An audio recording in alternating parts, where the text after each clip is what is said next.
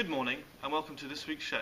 Today we have a compelling insight into the rising price of cocoa beans. Over to our reporter.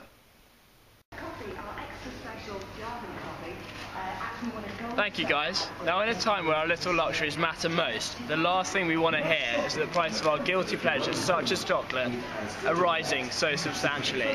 The aim of this report is to work out why. To start this investigation, we need to comprehend where cocoa comes from.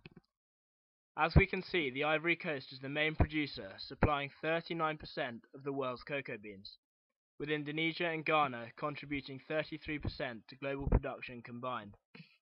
It is important to understand where cocoa is produced, as it affects the levels of supply, a topic we shall cover later. So which products contain cocoa? As we can see, chocolate doesn't just go in bars like this. It goes in drinks, cereals, and even cosmetics. The price of cocoa has fluctuated over the decade, with a general rising trend. In 2008, it reached a peak of approximately $3,000 per metric ton, a 30-year high.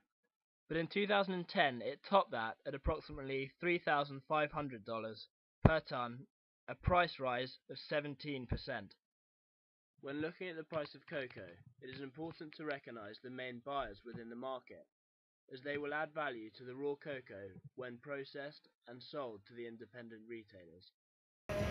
Hi, we're here in Classics Wine, interviewing Kurit, the owner. Just a few quick questions. What have you noticed about the price of cocoa affecting the price of chocolate? Recently we've been buying chocolate and find that the price of cocoa has gone up.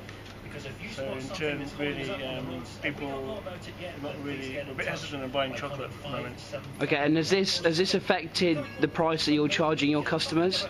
Yeah, it has affected that, yes. The sales have really gone down, I've noticed that. Brilliant, thank you very much. So why have they increased? In any marketplace, two theories are at work: supply and demand. Supply for cocoa. How much is available at any given price? Demand for cocoa. The amount people are willing and able to buy at any given price. This can be explained graphically with supply and demand creating an equilibrium price of P1. In regards to these concepts, the price of cocoa will increase in only two ways. Firstly, a decrease in supply, which can be shown as a shift left of the supply curve, from supply to S1, reaching a new equilibrium price of P star. Reasons for this are government intervention, such as a ban on exports in the Ivory Coast, adverse weather, for example El Niño, civil unrest due to political disputes, and increased cost of production. So what effect does demand have?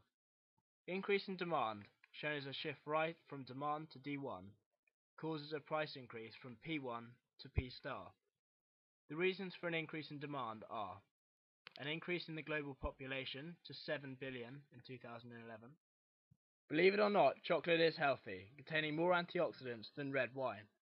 Demand preferences change throughout the year. For example, at Christmas, more chocolate is demanded.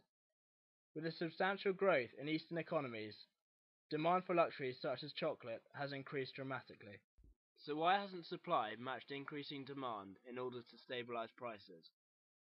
Price elasticity of supply is a key concept when explaining this mismatch.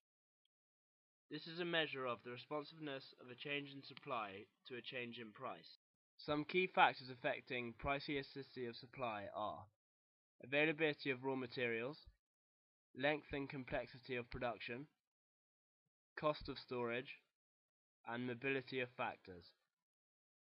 So we've established that rising prices of cocoa does not only affect businesses, but us as consumers as well. And with Christmas drawing nearer, will this leave a bitter taste in our mouths? I don't want that. Do you, Ali? Neither do I. Thank you for watching.